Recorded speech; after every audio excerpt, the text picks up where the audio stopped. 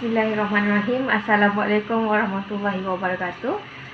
Kumpulan kami akan membentangkan tentang peranan Islam, iman dan ihsan dalam membentuk kepribadian Muslim. Jadi, ahli-ahli kumpulan kami adalah Nur Fatihah binti Abdul Razak, Udina Nusraya binti Ediman, Sharifah Nurin Farisha binti Syed Amir Faizal, Nur Ifah Eliana binti Muhammad Bakri, dan akhir sekali Nur Adillah binti Ramli. Assalamualaikum warahmatullahi wabarakatuh. Saya Sharifah Nurin Farisha binti Syed Amir Faizal. Nombor matrik saya 222-33171. Saya daripada Fakulti Muzik.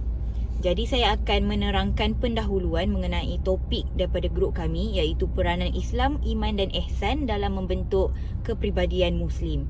Jadi seperti yang kita tahu, peranan kita sebagai umat Islam mempunyai peranan yang dapat membentuk kepribadian Muslim melalui keimanan seseorang individu tersebut, Islamnya dan juga ihsan di dalam diri. Jadi Islam adalah agama yang mencukupi seluruh kehidupan manusia dan jiwa melalui secara beribadah, ikhlas melakukan perkara yang diperintah oleh Allah, dan juga hikmah di sebalik perbuatan yang dilakukan. Jadi saya akan beri laluan untuk rakan-rakan saya untuk menerangkan mengenai iman, Islam dan ihsan. Assalamualaikum warahmatullahi wabarakatuh. Nama saya Nur Fatihah binti Abdul Razak. Nombor matrik 222-33111. Saya dari Fakulti Seni Halus. Saya akan menjelaskan tentang peranan Islam dalam membentuk kepribadian mukmin. Pengenalan Islam merupakan agama yang cukup indah dan syumulah, dan diturunkan oleh Allah Subhanahu Wa Taala melalui wahyunya kepada Rasulullah Sallallahu Alaihi Wasallam. Islam ni didefinisikan sebagai roh yang sebenar kepada manusia, yang merupakan cahaya petunjuk dalam menjalani kehidupan, jalan yang lurus dan penuh mujarab bagi segala penyakit.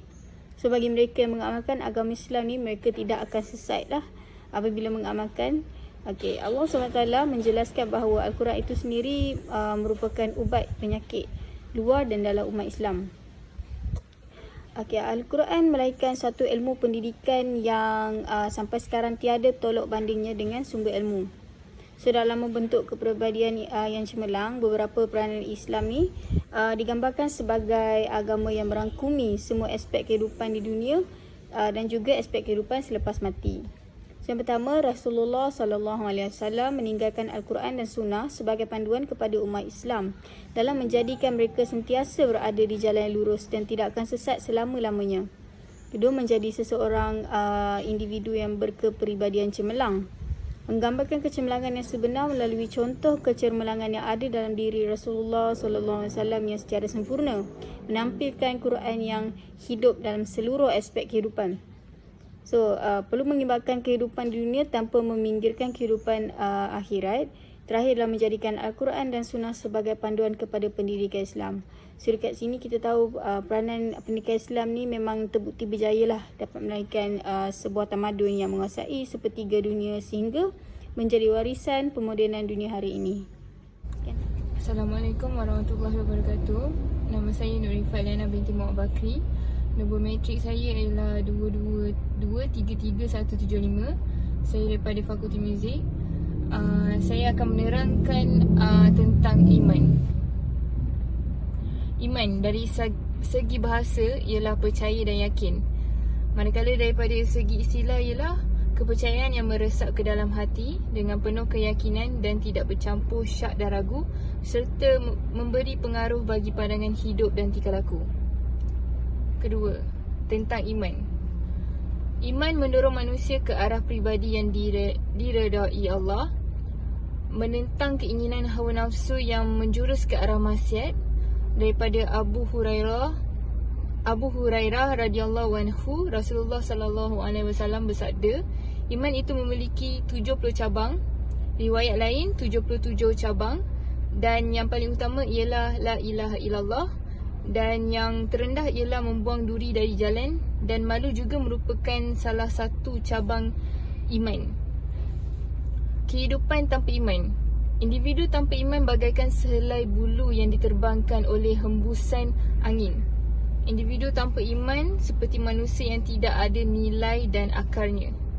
Individu tanpa iman adalah binatang buas dan jahat yang sentiasa menekam. Seterusnya, iman, peranan iman.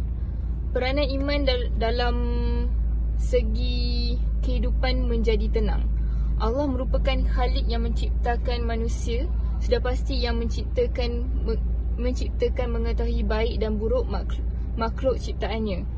Lumrah manusia akan merasakan suatu ketenangan yang jarang diungkap dengan perkataan apabila kembali ke tempat yang harus kita kembali.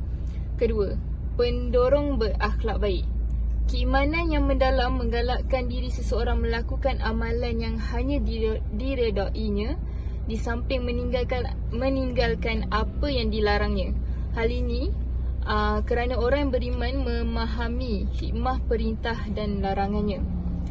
Yang terakhir, mengukuhkan pegangan akidah. Iman dan akidah saling mempengaruhi satu sama lain. Kualiti iman menjamin utuhnya pegangan akidah seseorang. Sirah rasul-rasul terdahulu membuktikan kemantapan iman yang diterapkan Rasul kepada pengikut-pengikutnya telah mengutuhkan akidah mereka walau diseksa pihak kafir dan musyrikin. Akhir sekali ialah ihsan. Berdasarkan hadis Abu Hurairah ia seperti seseorang yang menyembah Allah Subhanahu Wa Taala seolah-olah dia melihatnya. Jika dia tidak berupaya melihat Allah Subhanahu Wa Taala, maka Allah Subhanahu Wa Taala Maha melihat segala-gala amal perbuatannya. Lawan perkataan ihsan ialah keburukan. Ihsan perlulah dilakukan dengan berserta rasa keikhlasan, iaitu syarat kepada sahnya iman dan Islam. Peranan ihsan ni, yang pertama, dia menyebabkan seseorang merasa lebih bertanggungjawab di atas ibadahnya sehingga dia melakukan sesuatu ibadah tu dengan bersungguh-sungguh dan penuh kejujuran. Yang kedua, dia merasa yakin bahawa segala kerja yang dilakukannya itu dilihat oleh Allah Subhanahu Wa Taala, yang menyebabkan dia rasa malu jika ibadah yang dilakukannya itu sekadar melepaskan tanggungjawabnya di dunia sahaja. Jika amal yang dilakukan tidak ikhlas, ia tidaklah dinamakan ihsan.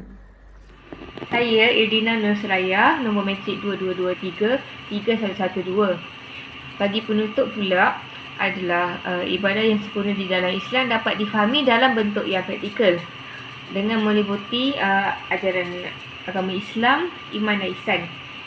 Iman menjadi asas akidah kepada umat Islam yang memberi ketumpuan kepada orang yang beriman dengan mengikut rukun-rukun kepercayaan yang sepenuhnya.